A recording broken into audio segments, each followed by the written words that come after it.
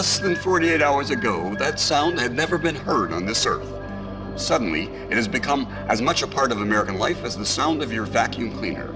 It's a report from outer space, a radio signal transmitted by the Soviet Union's Sputnik, the first man-made satellite as it passes over New York earlier this evening. This is now the satellite which surrounds all of us. In the competition for leadership in space, where is the finish line?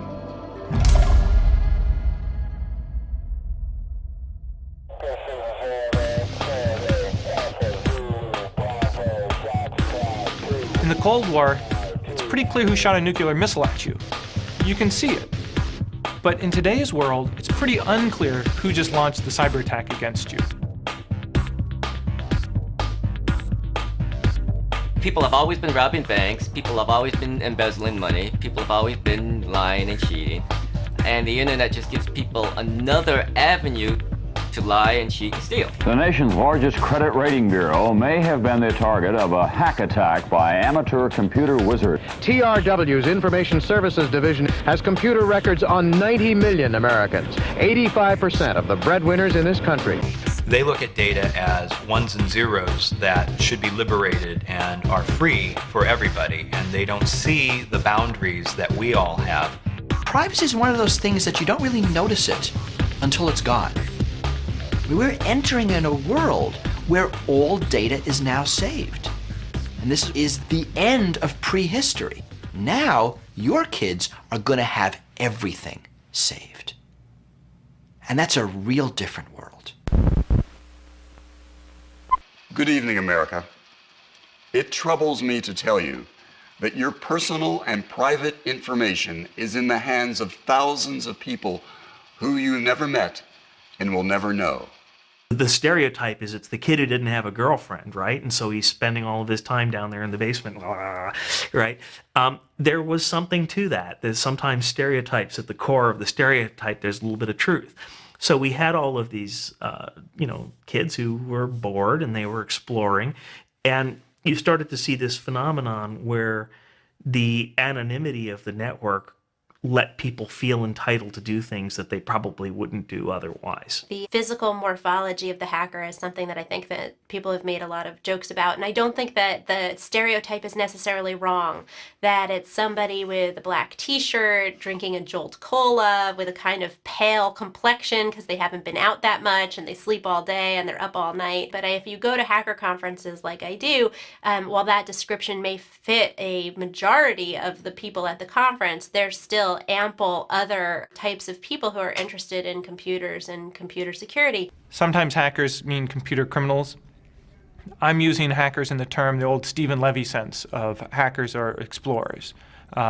Just like you have criminal plumbers and non-criminal plumbers, you have criminal hackers and non-criminal hackers. The media loves to jump on the stereotype of a hacker as some little teenager in his basement who's working at midnight on his little computer and breaking into the Pentagon and launching ICBMs at Russia. I mean, that's Hollywood, it makes a good story, but that is not true. A hacker basically is somebody, they're not necessarily malicious, they're just curious. I first heard the term hacker in the 80s, and it was in reference to someone hacking their way through something. In other words, someone learning something that was difficult. In context of computer programming, you were just cobbling it together to get it to work. You weren't making it beautiful, you weren't doing it necessarily right, you were hacking it together.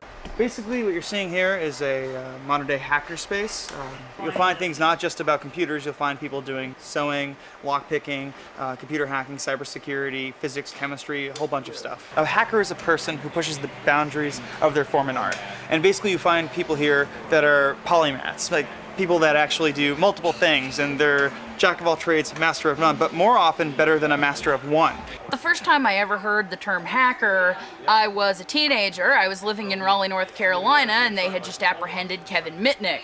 So, I grew up associating computer hacker with computer criminal. My early impressions of the word before I really could have lived any of it were just someone who had the power to work with computers in a way that was kind of like magic. So they were basically wizards of the computer world.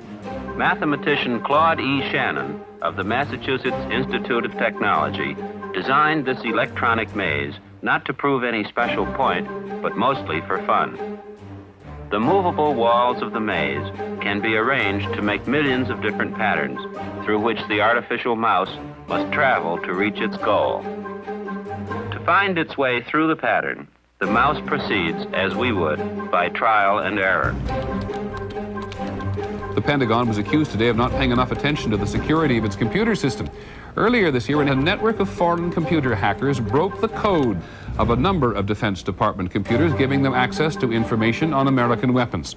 We're going to use this modified phone to attack and take over a Windows computer.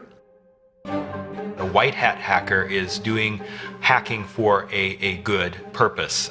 Sometimes they're hired to go in and do what's called a penetration test of a company and expose any vulnerabilities and report that back. Other times they're doing research that can benefit the internet community. On the other end of the spectrum is black hat hacking, which is malicious, and it tends to benefit the individual, or sometimes it's for profit of an organization, or it can be a political expression. Did you ever come comfortable with the idea of actually serving a little time for what you were doing? Because No. No? I don't want You still kept doing it. Oh yeah, of course. It's an addiction. It's completely an addiction. So the prospect of jail wasn't enough to stop you? Oh.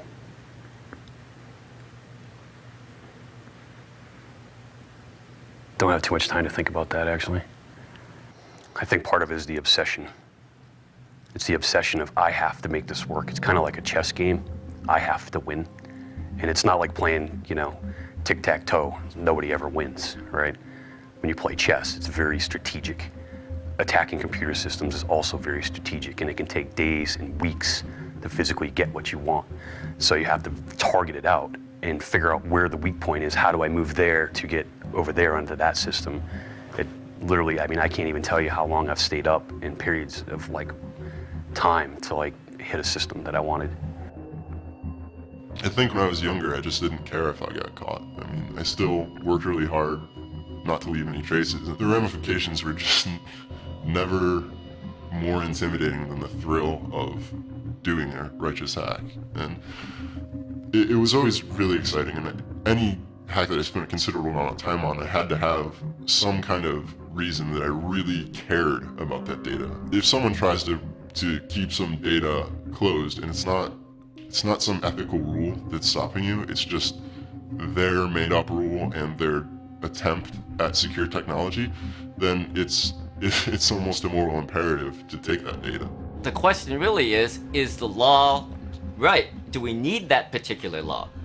So even though there's a law that says you can't do something, hackers are really questioning, should it even exist? For most people that I consider to be hackers, the innovators or experimenters, it is a desire to know and a desire to learn, often coupled with a slightly antisocial belief that the man has been lying to you and that what they're telling you isn't all there is to life.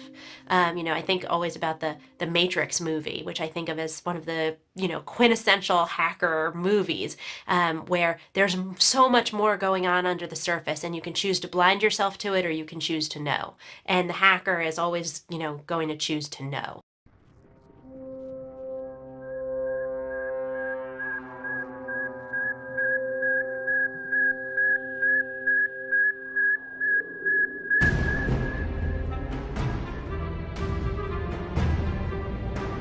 October 1957, the United States was losing the Cold War.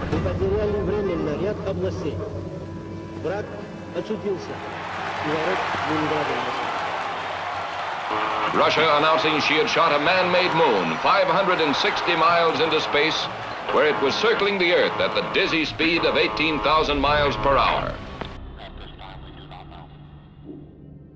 The launching of Sputnik and what happened subsequent to that radically changed the American attitudes towards their own personal safety or the safety of this country. When it was reported, shocked the American people absolutely beyond belief. For them to pull off this feat, sending the first satellite into space, created a kind of atmosphere of questioning as to what we were, where we were going. And Americans had always prided themselves on being by far the advanced technological culture of the world. So there were really two shocks, in a sense. A culture shock, namely, how could these backward peoples have produced something that we were incapable of doing, but also a shock in terms of our own national safety, because if they could put a satellite into orbit, into space, surely they could hit any American city that they chose to. As a primary deterrent to war, maintain a strong nuclear retaliatory power. The Soviets must be convinced that any attack on us and our allies would result, regardless of damage to us, in their own national destruction. Now we were part of a globe in which no one was protected by physical barriers.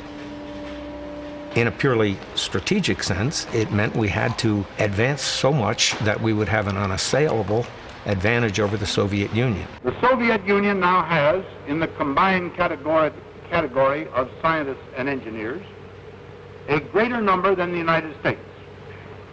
And it is producing graduates in these fields at a much faster rate. And the result was the National Defense Education Act, which called for spending billions of dollars into the sciences, into engineering. So it seemed to be that we were moving into a world that was totally unfamiliar to us. A world, again, of computers and of missiles and of that sort of thing. Just very confusing period for Americans. Indeed, according to my scientific advisors, this is for the American people the most critical problem of all. Let me begin by taking you back into time to the origins of the Internet. Before there was an Internet, the Advanced Research Projects Agency in the Defense Department started a project that they called the ARPANET to try out this idea called packet switching, which is a very distinct way of switching data around than the traditional telephone system, which uses what's called circuit switching. So we built a 4-node network, and I was lucky enough to be a graduate student at UCLA at the time. And I wrote the software that connected this Sigma 7 computer to the first packet switch of the ARPANET that was installed at UCLA in September of 1969. And by December, we had 4 nodes up and running. And then by landline across the United States, and actually a portion of it went into to Europe.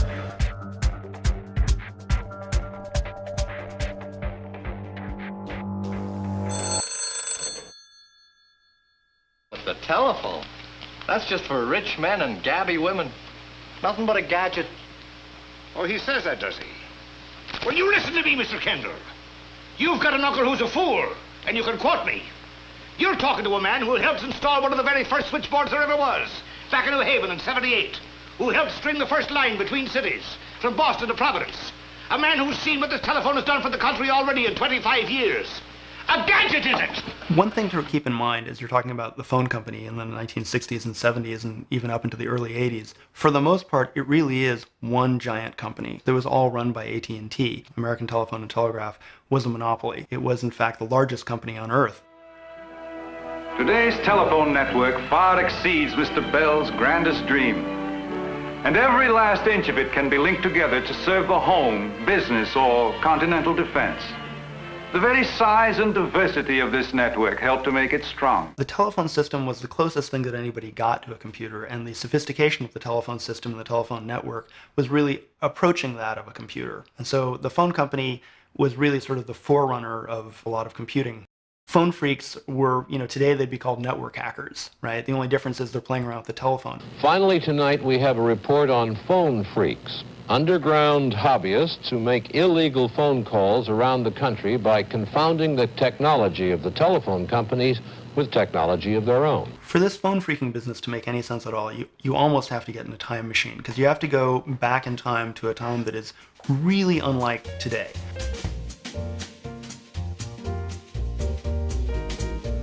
That in the very old days, when you wanted to make a long-distance call, what you did was you picked up the telephone and you talked to an operator. And you said, I want to call Chicago, and here's my phone number.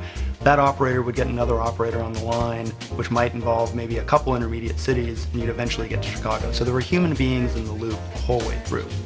What made phone phreaking possible was when that started to get automated, where operators started to get out of the loop, so that you could actually use automated equipment to place a call from, San Francisco to Chicago. And what that meant, the automated equipment had some vulnerabilities in it, which allowed somebody with a little bit of technical skill to be able to place their own calls or reroute the calls or otherwise play with things.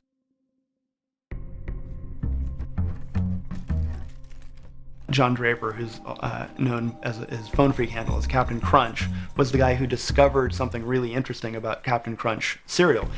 Back in the day, Captain Crunch cereal came with a little prize, and one of the prizes was a little tiny whistle, a little plastic whistle, and it turned out that if you covered up one of the holes in the whistle, it actually allowed you to generate a perfect 2600 hertz tone, and that you could use to whistle your way into free phone calls.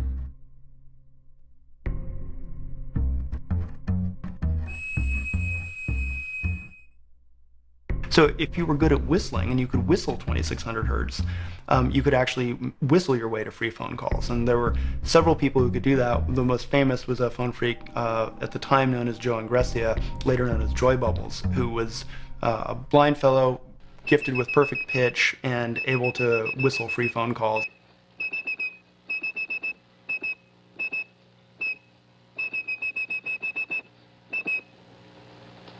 Let's see if I make it this time. This is really hard to do. It sounded like all the tones were present, so the phone should be ringing about now. Okay, it hit the phone. It just takes a little while to... From his one phone to a town in Illinois and back to his other phone. A 1,000-mile phone call by whistling. So this is a huge problem because we're not talking about software today where you just patch a few lines of code and mail out a CD-ROM or have people download updates from the internet. This is physical plant. This is central offices all throughout the country that are using big huge racks of equipment that this has got to change if you want to patch this hole. In addition, phone calls were really expensive. It might cost, the equivalent in today's dollars of $55 for a 10-minute phone call from San Francisco to New York, right? It was really expensive. Long distance was a big deal back then. Everyone knows long-distance rates are lowest at night. But did you know those same low rates are in effect all day on Sunday? You can make a 3-minute station-to-station call to any of 48 states for 90 cents or less, anytime on Sunday.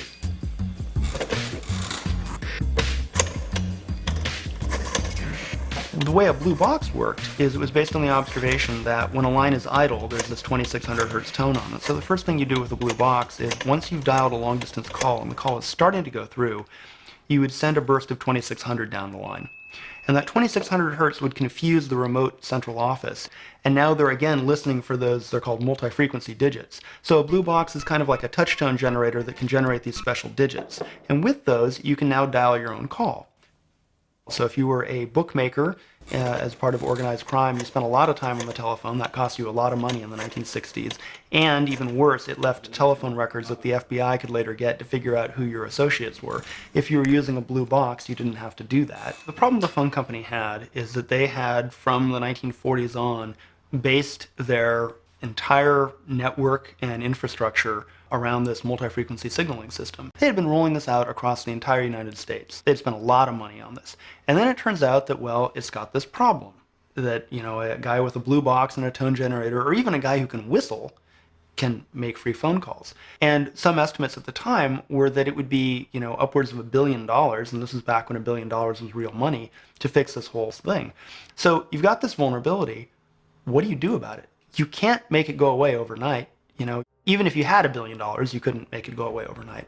So then you get into this problem of, well, we're obviously going to have to live with this for a while. But at the same time, we want to keep this as quiet as possible so that, it doesn't get out that we have this problem. But then what do you do when you catch somebody? When you catch a college kid who's figured out how to make a blue box? You've got a blue box outbreak someplace, right? What do you do about that? Because if you prosecute and it gets into the newspapers, you might well have just done yourself more harm than good. Now everybody in that area reads about it and says, "Whoa, what's a blue box? That sounds pretty good. I'd like to be able to make free phone calls."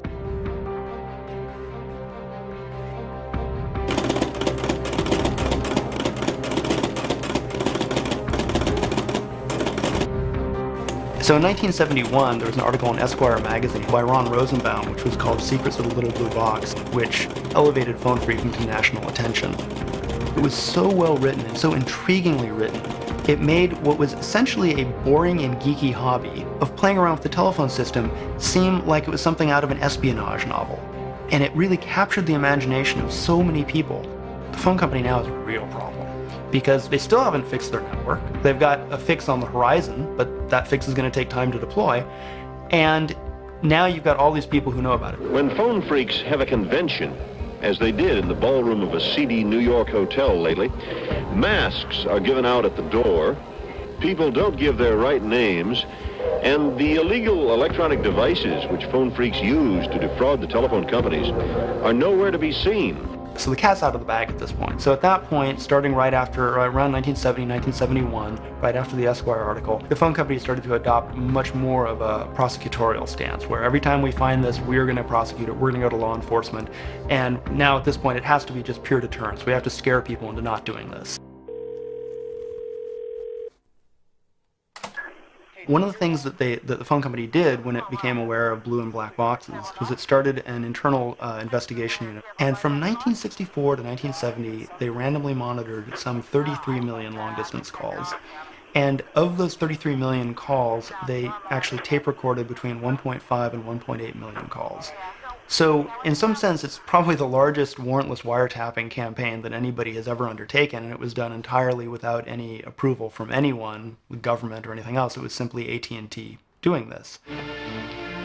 Keep your eye on that bell, son, and mark my words, that as this nation grows, the telephone will grow with it, and it'll play a strong part in that growth.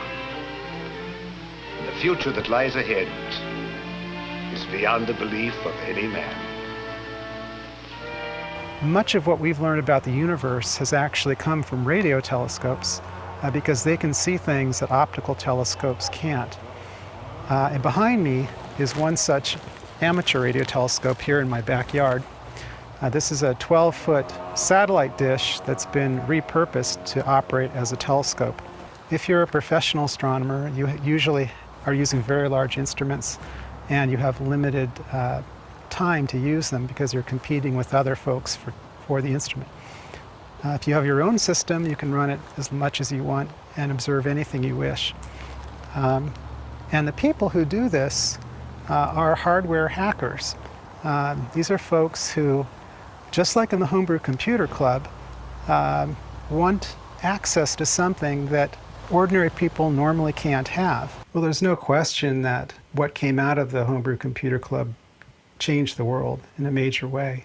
Some may wonder, when did the computer begin to really compete with television and radio for our personal attention? I'd say that for members of the Homebrew Computer Club, that competition began back in 1975. And folks building their own systems became obsessed with what they were doing to the point where not only were they not necessarily watching much TV, but they were probably not spending much time with their families because it was very time-consuming to design and construct and code your own machine. One of the most well-known members of the Homebrew Computer Club was Steve Wozniak. I was there the night that Steve brought in a circuit board that he said he was going to call the Apple and wanted to know what we all thought about it. It was pretty cool. He had mounted a circuit board onto a piece of wood and had a keyboard on it. It was a self-contained computer. A lot of the folks in the club were making systems that were somewhat similar. No one at the time had any idea where his system was going to go. Nobody in the large corporate environment really saw much use for the computer in the home. In fact, when we first developed these systems, there was a lot of skepticism that we had heard from people on the outside saying, why do you want a computer? Who needs a computer? What good would it be to have one in your house? And they just didn't get it. Comes as no surprise to say that it's all but impossible to conduct any kind of business these days without a computer. What is new is that computers are suddenly becoming a factor beyond business. Overnight, manufacturing personal computers has become a $500 million business, one that's doubling every 2 years. Stephen Jobs is a 27-year-old multimillionaire whose large fortune is built on something little, the personal computer. How many calculators do you own? 2, maybe? Right. And you have use the automatic bank telling machines? Sure. So life is already seducing you into learning this stuff. Random access memory is internal memory that's built inside of this computer. They talk their own language here. At trade shows across the country, when manufacturers show off their wares, the house is usually packed. Small personal computers selling from $500 to $5,000 are fast becoming a multi-billion-dollar business. And if words like bits and bytes mean nothing, try this one: money. I have seen the future, said one industry observer, and it computes. It is becoming so commonplace that many of us are becoming dependent on it. Something that didn't exist a few years ago to a very large business today. And in the future, of course, personal computers, a lot of people anticipate, will be as ubiquitous as the telephone. Computers have become personal tools as prices dropped and components shrank. This personal computer costs about $1,400 and fits nicely on a desk corner. The idea of the small computer has become so big that the giant of computer companies, IBM, is busy marketing its new small computer. IBM spending an estimated $13 million on TV this year alone. Wall Street hit a record high again today. One of the better performers was IBM. The first reliable computer was built by an American about 50 years ago. Since then, computers have multiplied like fury. Big Mac Day, the day Apple unveiled its new Macintosh computer to shareholders. Suddenly, personal computers have become the business of at least 25 manufacturers. Radio Shack, Apple, and Commodore grabbing 3/4 of the market. For weeks, the Macintosh has been rolling off the line, one every 27 seconds. A whole generation is being weaned on computers, and manufacturers say that guarantees that computers will become the household appliance of the near future. In more and more schools, small computers are taking over the job of teaching reading or math or foreign languages. A generation of children is becoming comfortable with computers. Steve Wozniak co-founded Apple, the most successful of all home computer companies. In just 6 years, Apple has become a $500 million a year corporation, leaving Wozniak worth more than $50 million. Retired now at 32, Wozniak had never been to an outdoor rock concert, so he took $12.5 million of his dollars and bought one. The significance of the emergence of the personal computer really can't be understated. Its impact has been profound and reaches almost every corner of our lives.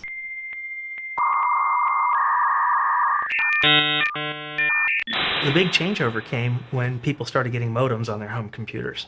So you got the home computer and you can play your game on it or whatever. And there were these bulletin board systems out there. In the bulletin board systems, you'd have somebody who was a hobbyist also would get a computer and put a couple of modems on it and write a bulletin board package that allowed people to dial in and yell at each other or make friends, fight, talk about whatever their hobby was. 200 years ago in this country, notices were tacked up on a tree in the village square, which served as a community bulletin board.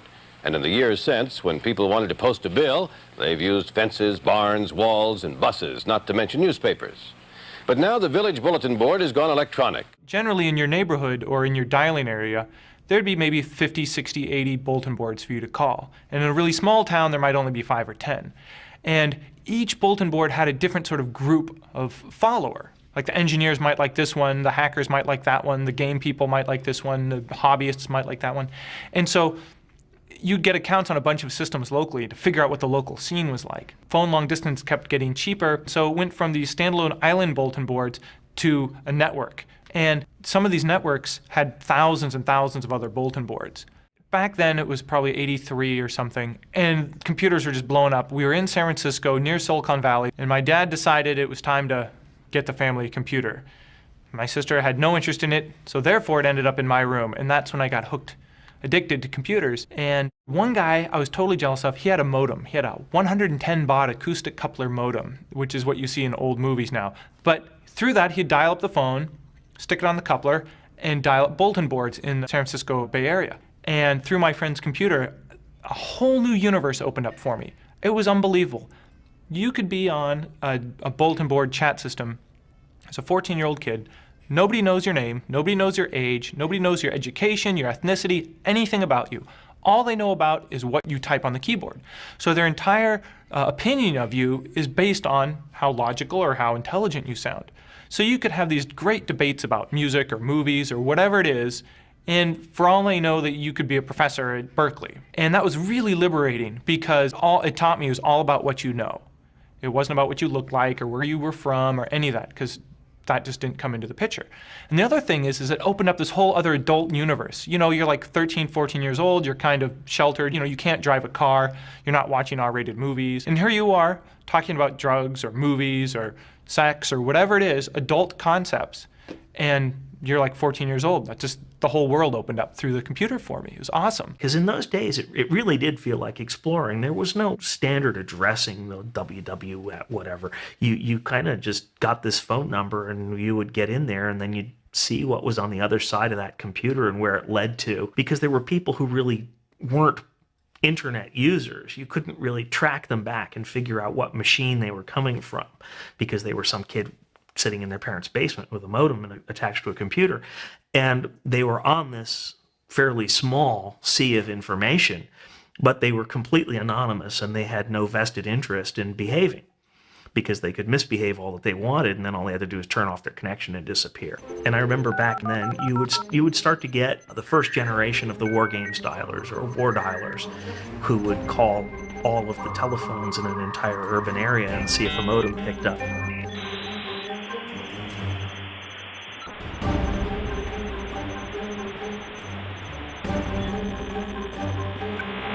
And then when they got a pickup, they would try to log in as guest, password guest, you know, admin, password admin, and sometimes they'd get in, and it was fairly shocking. When it makes contact with the wall of the maze and discovers it cannot go straight ahead, it turns and keeps on turning till it has found its way again. It explores each step of the way with its copper whiskers. Those of us who were running the machines on the administrative side, the main problem that we were seeing was we would just see in our system logs that, you know, someone had tried to log in as guest 800 times, and we'd laugh because maybe we didn't have a guest account, and we'd know that somebody was playing around, and it was all seen as kind of as fairly benign activity because we hadn't really started to see a downstream cost for all of this kind of activity. In the mid-'80s, a lot of the hackers would launch physical attacks. They would go find a phone company office and they would walk in with a clipboard and try to look official, and they would look around and they'd try to find a modem. You know, if you found a computer sitting someplace and it had a modem connected to it, frequently if you turned the modem over, there'd be a little plastic tag with the phone number that the modem was sitting on, and sometimes there'd be usernames and passwords. And some of the hackers had no qualms whatsoever about, you know, just walking into a building and coming out with whatever information they could. Pretty much every kid who's interested in science and technology at some point or another goes over the edge of the dumpster. But there were always people who would be going in there and looking for printouts, and it was really pretty shocking, some of the stuff that you would find getting thrown away. Oh, wow, look, it's billing information from the hospital from 5 years ago. There wasn't really a model for how to make money off of that stuff, and we didn't realize at the time how much it was going to wind up costing us in the long run. It was kind of a hobby environment where people didn't really feel like there was anything wrong with going and diving in somebody's dumpster and trying to come out with, you know, whatever you could find. But things were a little bit more Wild West in those days. In the early days, you couldn't own a computer. It's too expensive. You couldn't get on the internet. It was only for universities and governments. You couldn't get a computer programming manual generally, and you couldn't learn anything about security because there wasn't anything really written. So everything was closed, and you had to break into it. You had to find a way in. You had to break into a university to get access on a computer, and then you'd read all the manual pages learning out how did the computer actually work, because there was no material available. And then you had to find somebody that knew something about security and convince them to teach you. And then maybe you would teach someone else. And then you'd build this community around sharing information. I think it would have been unheard of in the mid-1980s that if you found some kid wandering around in a telephone company building that they'd call the police and have the guy hauled off. Nowadays, in the days of Homeland Security, the guy would be at Gitmo being waterboarded or something. You know, what were you doing in the phone company offices, all this kind of thing. But in the 80s, it was kind of cute, you know, and that's how you get these guys like Kevin Mitnick, who are, you know, basically loser sociopaths, but the entire community sees them as cute and interesting people. We love you, Kevin! Kevin Mitnick is arguably the most famous former hacker. You got me, dude. The Hacker Gathering in Las Vegas, where he now lives and works as a security consultant. Welcome to DEF CON. He's treated like a celebrity. He served nearly 5 years in federal prison for breaking into systems at several major corporations. If the 80s was the Wild West, the 90s would have been the gold rush. that was when things really started to get interesting, and that's when the knives came out as well, because suddenly you were injecting value into it. Right? As soon as the money comes, then you get these streams of parasites coming in after the money, and the innocence of the internet really ended around 1994. Can't afford a computer at home? It's okay if you have some spare change. Coin-operated computer terminals have started popping up in public places like this San Francisco coffee house. Users send electronic mail all over the globe. Cost 2 bits for 4 minutes. Connecting people in new ways has become a major business in this country. Commercial services like Prodigy, CompuServe, and America Online, which pump information into people's computers through regular phone lines, now have 4 million subscribers. The fastest growing of these services, America Online, charges $9.95 a month plus $3.50 an hour after the first 5 hours of use. As soon as the internet hit, I'm saying within 2 years, probably dial bulletin boards went away. I mean, they died that quickly. What was the point of dialing up and having the slow interaction where you could get online immediately? So what happened there is information sharing took a great leap forward, but the community collapsed because anybody could come to your system now on the internet from anywhere. So you got a whole lot of idiots, people that you couldn't filter them out. And they used to call it the AOL effect. When the AOL dial-up system hit the internet and all those people, millions of users, flooded into the early internet, it was just, you know, the IQ level just dropped like a rock. And so that forced the people that were trying to have serious conversations on the net into the corners, into private groups, and it stratified the internet. AOL was a really interesting aspect of the early history of the internet. They used their huge dial-up infrastructure to become this portal to the internet for millions of people, and that's part of why AOL got so rich, that they were able to buy Time Warner. If you think about that, that moment epitomized the early stage of the internet gold rush. Here you have an old school mainline media company, which is used to kind of shaping American popular culture, gets bought by a bunch of computer kids who just appear out of no place. And it was, as we all know now, it was a merger made in hell. But that was really kind of the symbol of the early stage of the gold rush. From a security standpoint, AOL's coming on the internet brought us millions of new users. And I think that was really when you first started to see people doing scams to get people's passwords, people doing online fraud, right? Millions of new users means millions of new victims. People were literally just kind of buying machines and plugging them in as fast as they could. And everybody was saying, well, we'll worry about securing it later. And now for a traffic report of sorts. This one is from the information superhighway. In a word, it is jammed. The rush online jams the internet.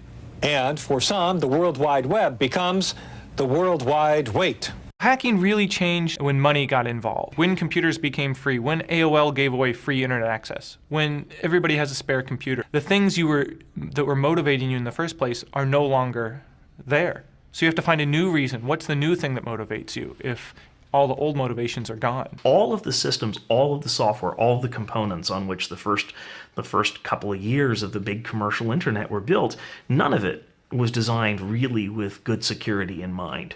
I'm informed that you think that within 30 minutes, the 7 of you could make the internet unusable for the entire nation. Is that correct? That's correct. It would definitely take a few days for people to figure out what was going on. This will be an ongoing effort to try to make sure we keep all the benefits of the internet, all the benefits of the computer revolution, but we develop better defenses and better defenders. Hacking has changed a lot over the years. It used to be almost an intellectual pursuit. I heard it likened to spelunking once, you know, where you're just kind of exploring. And in the late 80s, early 90s, it very much felt like that. There was this cavernous, dark internet, and you could find things in there if you went looking. And most of the people that I knew at the time that did that were out for access, they were out for exploration, for learning, that sort of thing. Very few people were out for profit. Police say they've arrested the cyber mastermind responsible for infecting 12 million computers around the world. Today, it's very, very different. Even the hacker mentality is a much different breed. Some of the younger kids have a moral flexibility that would make a Fortune 500 CEO blush. The hackers nowadays are oftentimes professionals. They've been trained to do this. They work for organizations that do this. You yourself sitting at home, shopping online and reading your email, you are the target. And they're after you, and they're after your financial information, they're after your money. Well, in Eastern Europe, you have a lot of individuals that are very intelligent but underemployed. And that may sound cliche, but that is the circumstance that they're in. And so they become entrepreneurs and they create companies. However, the motivation of the company is not to make money for the common good, it's to make money for themselves. And so they remain black hats and they remain hackers. Computer hackers in Russia reportedly succeeded in breaking into the electronic money transfer system of Citibank. Organized hacker groups, primarily from Russia and Ukraine, are said to be targeting U.S. companies, stealing millions of dollars in credit card numbers. There's a lot of bias that exists. When I work with U.S. representatives, they would say that, oh, this other country is attacking us. And then I go to the other country and they're saying, oh, the Americans are attacking us and they're more technologically advanced. So every country is panicking about each other. The newspaper gets all upset, North Korea or China is hacking into our computers. Well, yeah, they are. But the other side is the United States is doing that to Russia and China and Japan, and France is doing it to us, and England's doing it to Norway, and everyone's doing it. The advantage that I have is I'm, in a sense, neutral. I'm in the business of tech, media, cyber security. I don't particularly represent any government or any corporation. Not so distant is the day of low-cost computers for home use. Then little Johnny won't have to embarrass Daddy with his homework questions. His tabletop computer will answer the really tough ones. Growing up, being a little boy, I always looked at technology and media as a means to look at a window to the outside. And my father was the first person who brought a personal computer into the Soviet Union. And I remember being a little boy playing on this massive machine, typing like this, big keys, and all of this made me realize how important and how fast this technology grows. It really, truly is a fascinating place. 3, 2, 1, 0, all engine running. Liftoff. We have a liftoff. 32 minutes past the hour. You have air, land, space, and maritime. Cyber is the new sphere. It's the fifth common domain. It's not just internet. Cyber is your cell phone, your mobile phone connected to your PC, which is connected to the grid, which is connected, the grid's connected to the traffic lights, to the air traffic control, to the satellites, to the nuclear weapons, to the nuclear power station and the armed forces. So suddenly you have this massive connection everywhere.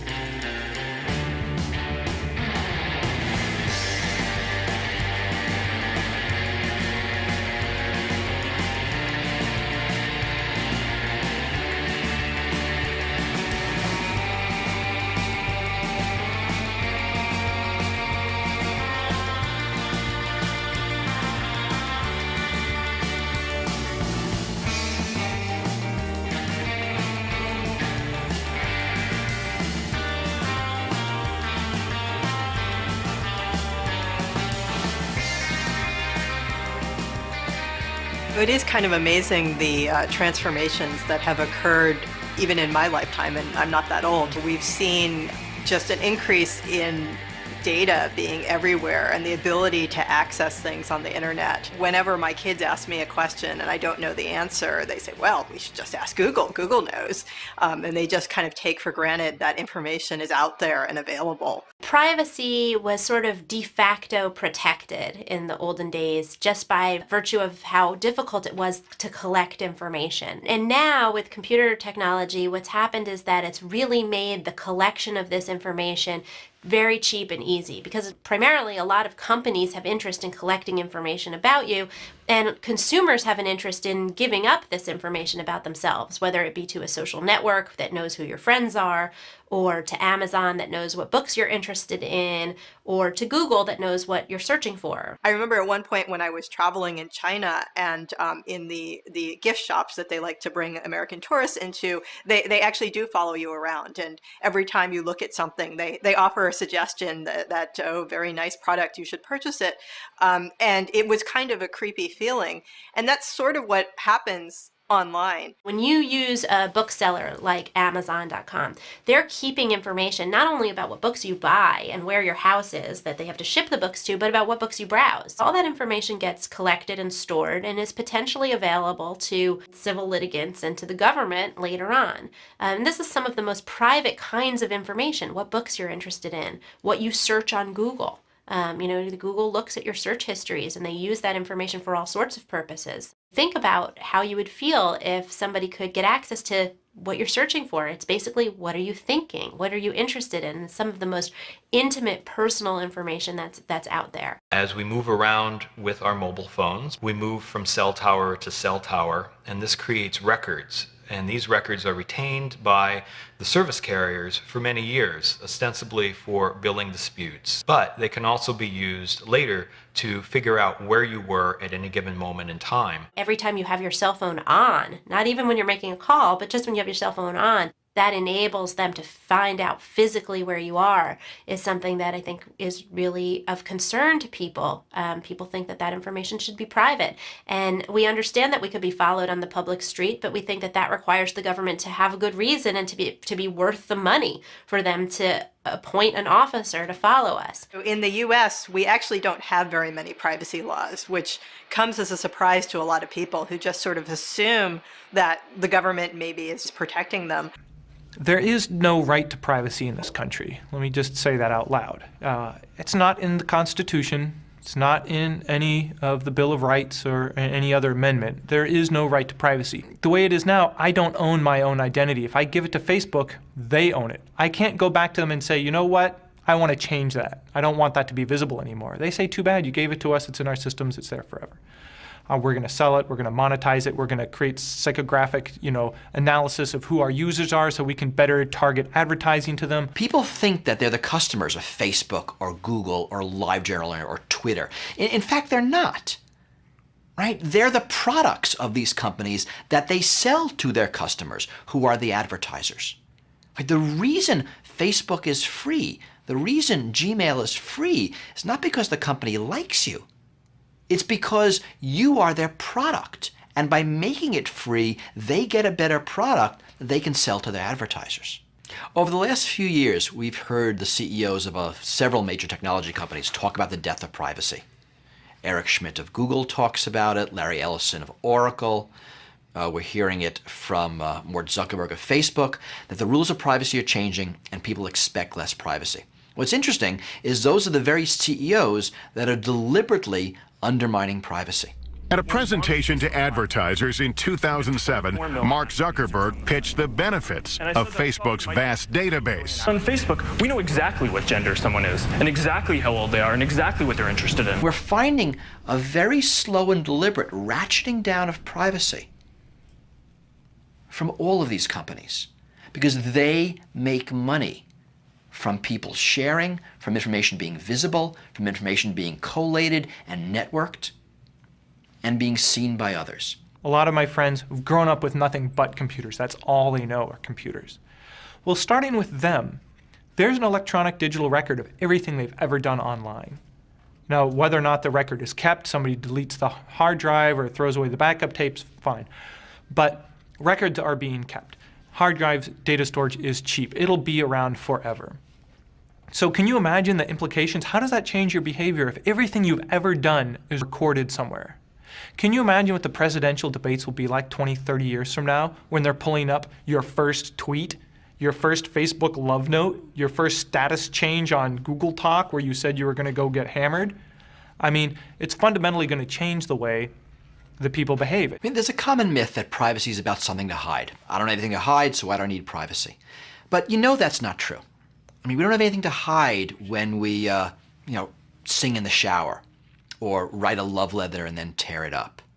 Privacy is about us as individuals. It's about our ability to be who we are without necessarily telling everybody. I mean, when someone says, I have nothing to hide, just ask them, what's your salary? What are your sexual fetishes? What kind of diseases do you have? I mean, it's not about hiding, it's about personal dignity. This baby is just 1 second old. Here in the delivery room of Mount Sinai Hospital in New York, he has just won his first fight, the fight to life. His footprints are taken for identification. He is still less than a minute old, and this is his first record. This newborn boy and all the others of his generation face a new and serious battle which they may not win.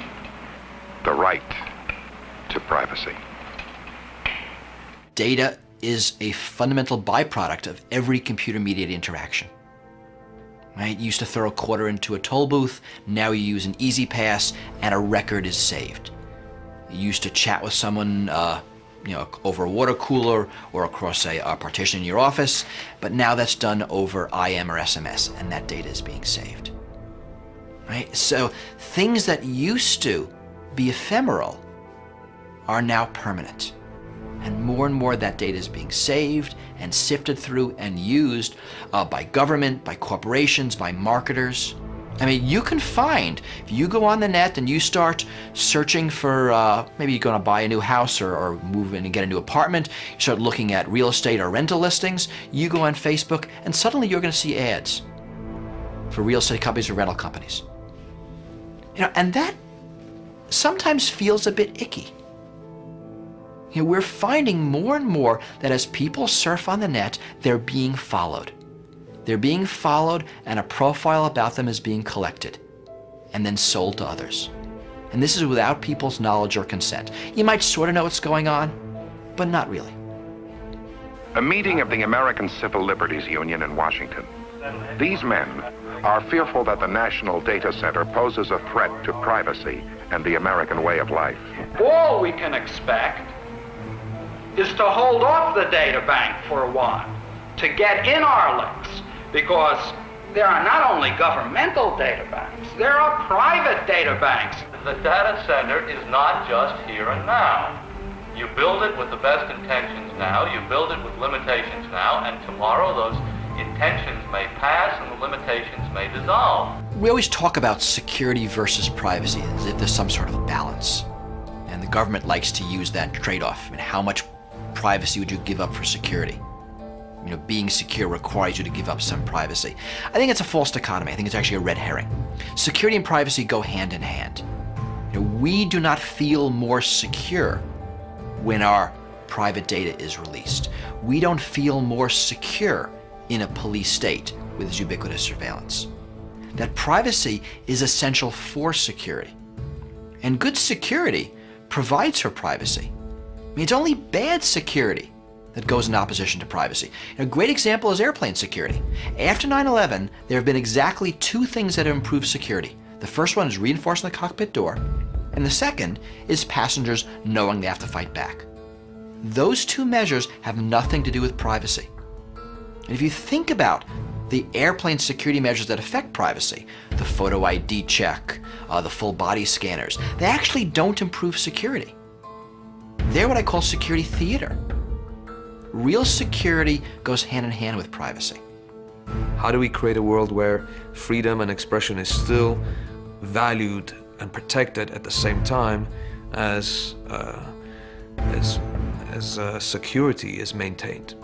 So there will always be a battle between privacy, security, and the essence of the internet.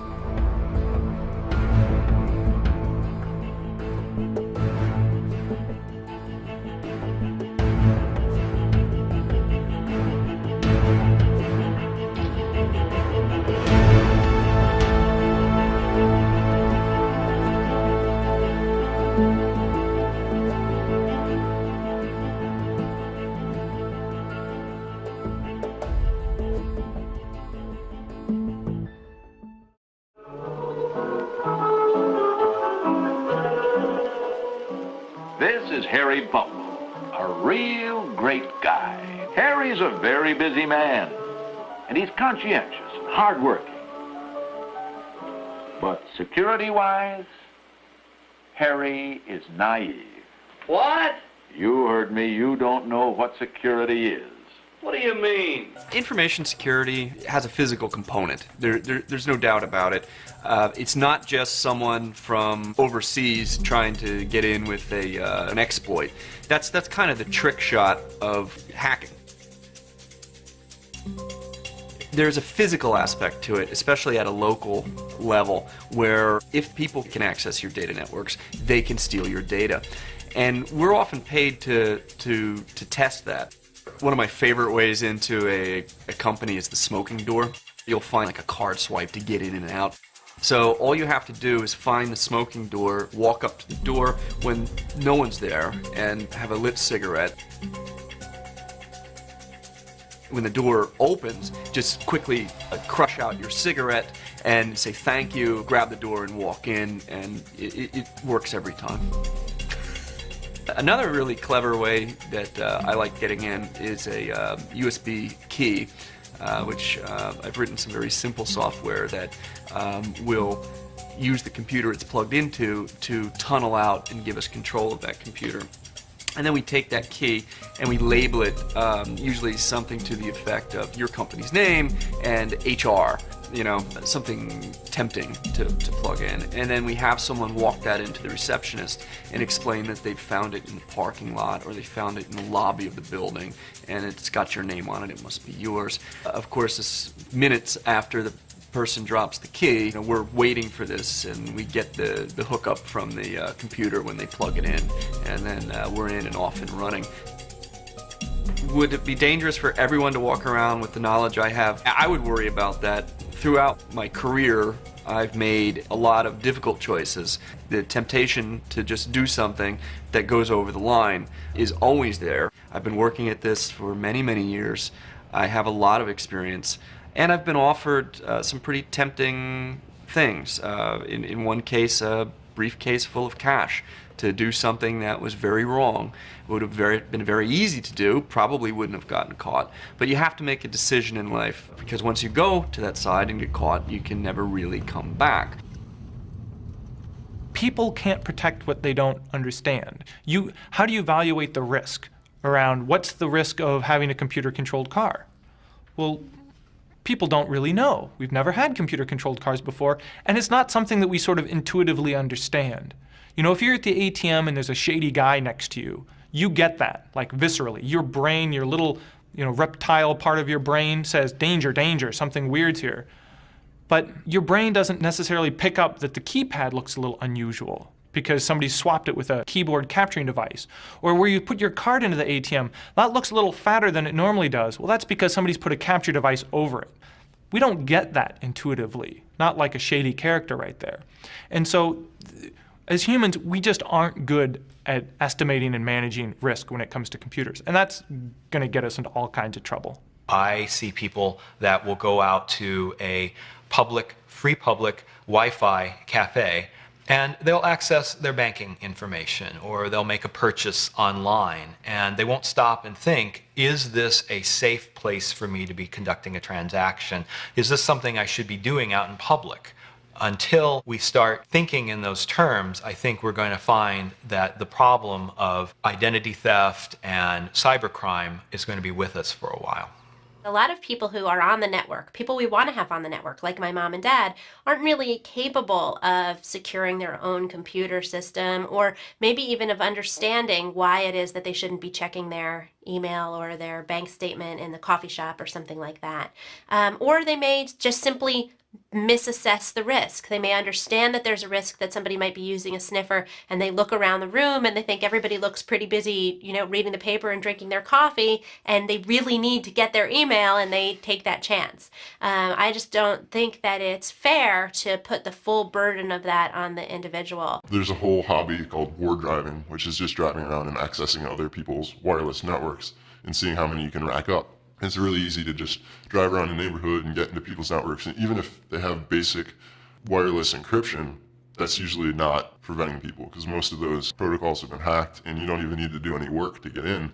Once you're in someone's wireless network, then you're seeing all the traffic that's getting sent across. So if they're typing credit card information or social security numbers, that data can be sniffed right out of the air by anyone within range of that network. And there are people driving around just trying to do that for fun. So if someone wants to steal your private information, they're probably going to get it. Years ago, you'd have to have a complete computer system with you to do any hacking or access to a complete computer system. Nowadays, you can make a complete hacking system out of a cell phone. This looks like a fairly typical iPhone, or at least it would appear so. This iPhone has been modified, though, to run applications that are not approved by Apple. In this case, specifically one designed to remotely take over other computers from either across the internet or, in our case, across an open public wireless network. It's actually a cafe. So we'll start by pulling up a terminal. And then in this terminal, what we're going to do is run an application called Metasploit that will allow us to run an exploit and take over a machine. You can look at the exploit as how you get into the vulnerable application. So having identified a specific computer from across the street over an open wireless network, we'll select our exploit first. In our case, we're going to choose a Microsoft exploit, since our computer that we're looking at appears to be quite behind on its patches. We're going to choose a payload that causes that machine to give us control of it. And a payload is what you want the machine to do once you've exploited a vulnerable service. All right, now we're ready to go. Let's give it a try. We type exploit and enter.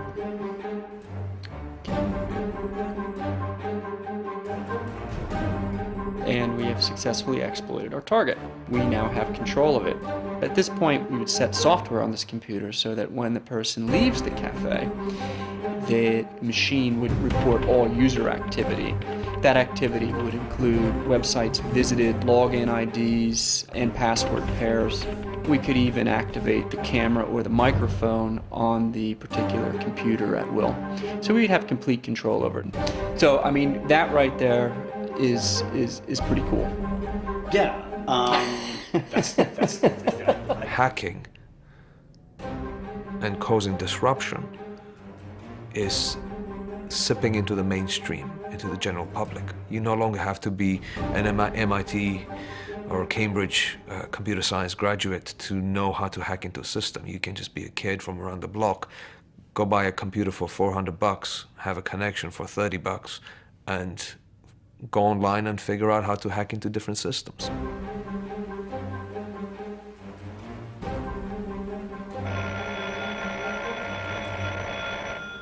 Having been through the maze just once, the mechanical mouse is able to remember the correct path. Set down anywhere along that path, it takes the most direct route without making a single false turn on through to the end of the trail. As the crime continues to be effective and make money, and the victims become more numerous, that you're going to get the effect where people start saying, well, someone should do something about that. And the victim there is going to be freedom on the internet. All right, all right. I'll abide by your red tape regulations. Red tape regulations? I'll wear a badge and lock my desk when I go home at night. But I still say we've got guards for that sort of thing. We'd have to put a permanent guard on everyone in the business. We probably could build a society in which it was impossible for people to steal from each other, but the consequences of building that society are probably a society none of us would want to live in. There'd be a tremendous amount of surveillance. There would be a tremendous amount of onerous security on top of us. We could build an internet where there were no hackers. The downside of building an internet where there were no hackers would be an internet where there was no anonymity. There was no ability to post anything that was not subject to censorship. You might find yourself being held liable for anything that you said because it could be proven to be having come from you. If we built a perfect internet that was completely hacker-proof, we have built a perfect surveillance system for Big Brother that you can never evade.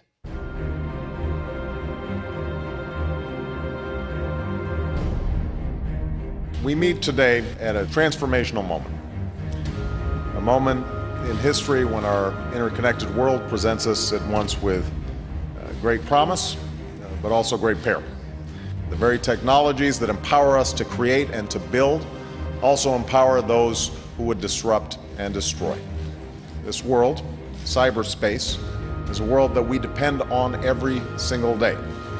It's our hardware and our software, our desktops and laptops and cell phones and BlackBerries that have become woven into every aspect of our lives. It's the broadband networks beneath us and the wireless signals around us, the local networks in our schools and hospitals and businesses, and the massive grids that power our nation. It's the classified military and intelligence networks that keep us safe, and the World Wide Web that has made us more interconnected than at any time in human history. The vast majority of our critical information infrastructure in the United States is owned and operated by the private sector. Traditionally, government military stuff and civilian stuff were different. Right? They'd be even both had planes, the avionics would be different. Both had computers, they would work differently. That's changing. Technology is moving so fast that the government can't keep up. Right? They're forced to buy the same stuff that we use. Now that's a very interesting situation. Everybody's using the same operating systems, the same networking architecture, the same hardware, the same software. And whether it's a person or a bank or a military or a foreign military, we're all using the same stuff. And yes, this is different and we're not used to it. It's not going away. We're never going to go back to the military being on the leading edge because leading edge moves so fast and only industry has that distributed ability to try every option and have the correct one succeed. Right? Only the market can do that. Government can't. The government is forced to rely on corporate security. We've just come out with the Cyberscope, which is this probe right here. And as far as network security, it takes it to a new level. We have over 140 federal agencies that use us, from the intelligence community, Department of Defense, as well as in civilian agencies. We sell a bit to the military and U.S. government, but we also sell to organizations that are just trying to audit their systems. So all of a sudden you have the military with, next generation cellular communications in an area that typically wasn't available. The private industry owns at least 85% of the digital infrastructure that we are also dependent upon. When you mention cybersecurity to most members of Congress, they just kind of glaze over. And they don't really get it. They don't want to get it. My administration will pursue a new, comprehensive approach to securing America's digital infrastructure. I think there is a lack of understanding among the politicians, and it might be due to the fact that the know-how has moved to the younger generation and they are not very eager to move to politics. I get the phone call and it's like, hi, I'm from the White House. Well, actually, I'm really from DHS. Well, actually, I'm the liaison between the two, so, I have a couple different titles. But anyway, there's this Homeland Security Advisory Council we want you to be a part of. And I'm thinking, oh, that's not so bad. I can read white papers. I can provide my advice. Sure, I'll take it. And the next day I come into work and I've got all these, ethics disclosure forms and, Office of Professional Responsibility and security clearance. I call them back and I say, how is this really working? What are my responsibilities? But as a technologist, I get to deal with a lot of questions that touch our lives every day because almost every government initiative depends on IT systems. Anything to do with border crossing, that's technology. Air traffic control, FEMA, emergency communications, all of this stuff relies on computer networks. But there's never been an overarching coordination. And to me, that's an acknowledgement that there has never been a recognition on the part of the federal government that this is a really serious thing. Nations want secrets. They're going to break into governments and companies and try to steal plans and chemical formulas and troop movements and how we route airplanes. Things that might help them at a very strategic level or might give their companies a competitive advantage. China's interests have been long-term to look at our government and to look at what our military is doing, looking at what various agencies of the federal government are up to, and also what our academic institutions are capable of doing, stealing research and the intellectual property associated with universities. And they even go so far as to look at individual companies and trying to figure out what their business plans might be and how they might impact Chinese companies. CBS News has learned that there are factories in China and Southeast Asia that are exact replicas of plants in the United States, built with everything from hacked blueprints and supplier lists down to the settings used to regulate valve pressures for individual machines. 2 years ago, hackers stole top-secret exploration data from oil and gas industry giants ExxonMobil, ConocoPhillips, and Marathon Oil. In 2007, the cyber systems of Central Command, the State Department, Department of Commerce, and NASA were successfully hacked. They lost millions of pages of classified information. This country is completely under attack 24/7. And not just our country, everybody's country. And not just governments, but companies and corporations. It's a giant feeding frenzy out there. Here's another question. And this might have an interesting perspective from the various areas that they come from, and various nations they come from. What's your nightmare scenario? In other words, the event that you fear the most. I live in a world of nightmares. In fact, I'm in charge of the Cyber Defense Agency in France, and I'm paid to imagine nightmares. In addition to the attacks on the nation's telecommunications infrastructure, we are also now receiving alarming reports of significant and growing power outages in major metropolitan areas in the eastern half of the United States. You're going to see planes being grounded now. You're going to see trains not taking to the tracks. People are going to stop moving. Do we have a declared policy in the cyber realm in the same way we had for decades in the realm of nuclear weapons? So I want to answer a question from this morning. What's your nightmare scenario? My nightmare scenario is that we spend our time thinking about nightmare scenarios. This is important. There's a certain blindness that comes to worst case thinking. It leads to bad decisions, it leads to bad system design, and it leads to bad security. And you all know an example of this, airline security and the TSA. That's what you get when you think about nightmare scenarios. That's what you get from worst case decision making. We will take action against that nation state. Now, specifically what that is, I don't think you should say publicly, but we have ways to do that. What everybody in this room will be judged on, and trust me, you'll all be judged when this is all over for years to come, is did we carve out every absolute option, every piece of power we had. Cyber war is largely hype. I mean, it's hype by the media because it's, cool and interesting, but it's really hype by the government trying to seize more control. I mean, there's a huge power struggle going on in government right now between the NSA, Homeland Security, and FBI over who gets control over the internet security. And the NSA is winning. And they're winning by pushing this cyber war fear. Right? This fear of cyber armies attacking us. It's largely nonsense, it's largely hype, it doesn't hold up to scrutiny. But it's big and scary. And when people are scared, they're much more willing to give up their liberties, their privacy, their freedoms to someone who'll make them feel safer. Is the public scared? Yes, and that's a good thing. Now the maze is changed again, near its very end. Things go smoothly enough at first, as the mouse proceeds on the basis of information it remembers. Now it's running into trouble. But fortunately, it is able to adapt to this new situation. It resorts once more to trial and error and acquires reliable new information to replace the old. My doomsday scenario is a single EMP bomb above the country. If you can build one nuke and you can blow it up 200 to 500 miles above the country, the resulting electromagnetic pulse is enough to basically stop almost all electronics in the United States, Canada, and Mexico. And when that happens, you're screwed. There's no fixing that. It would take us back to the 1920s with the resulting population of the 1920s, because that's all our infrastructure would be. And I think it's about like 180 million people would die in this country within 6 months. It's pretty severe. And that's how dependent we are on technology. Is there anything that East-West or government institutes around the world are working with education programs to help close that divide, make it part of the mandatory curriculum to help educate kids on the foundation of technology. So I think that's kind of backwards. I think the kids need to educate us. I mean, the thing about generation gaps is the younger generation always wins because the older generation dies. And the way the kids are doing it is the correct way. We're doing it wrong, we're doing it old, right? Email's for old people, not for kids.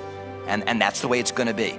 So I think better than us educating the younger generation is let them educate us on how they use the net, how they want the net to work, how it fits into their lives, so we can build infrastructure that benefits them. Because the education is not going to go the other way. I mean, the internet's the greatest generation gap since rock and roll. You know, younger people are using these technologies in ways that the older people can't even fathom. Regularly, I get people asking me, what can I do to convince my kids not to do these things on the net?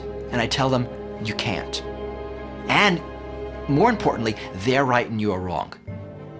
The younger generation gets to decide how technology will be used. I mean, they're going to build the social systems that will be used in the next 10, 20, 30, 40 years.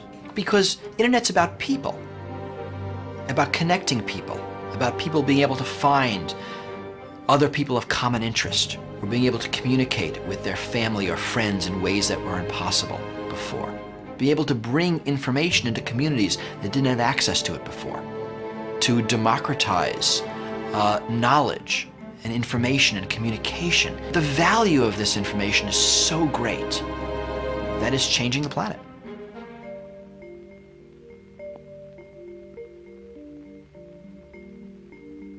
But sometimes there's a problem without a solution.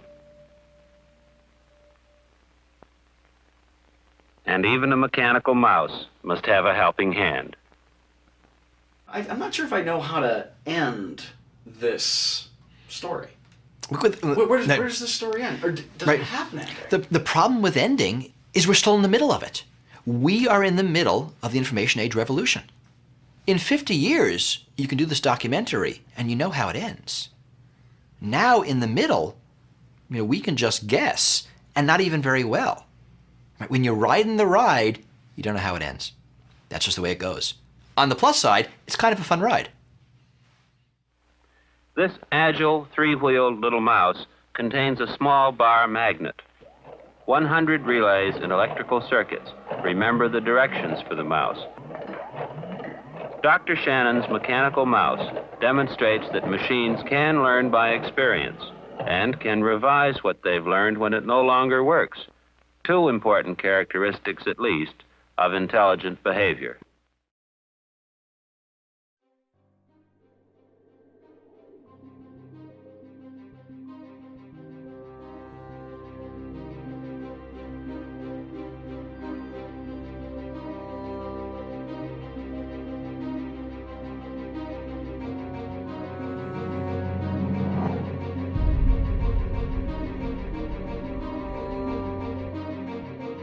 Our lives are being rapidly changed by the development of large computing machines.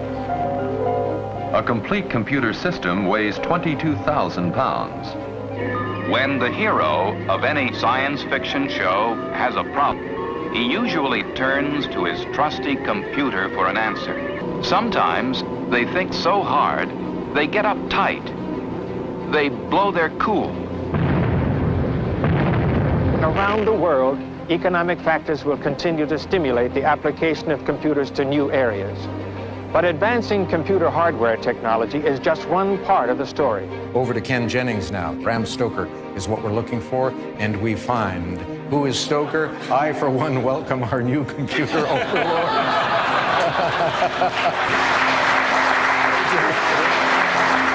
Accurately and tirelessly, electronic computers can trace out the consequences of 1,000 possible actions, can pick out the best design among thousands of possible designs, thus providing a better base for the informed exercise of human judgment.